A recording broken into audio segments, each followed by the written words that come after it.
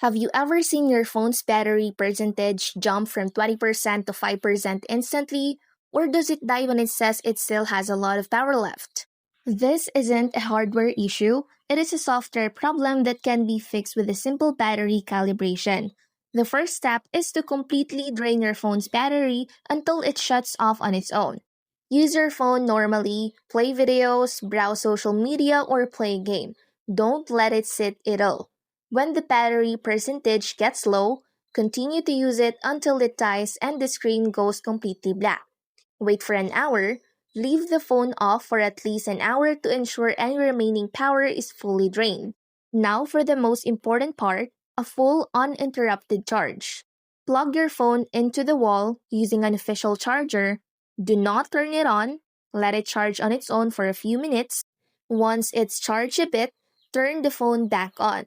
Keep it plugged in and let it charge all the way to 100%. Do not use it or unplug it during this time. When the battery reaches 100%, leave it plugged in for another 30 minutes to an hour.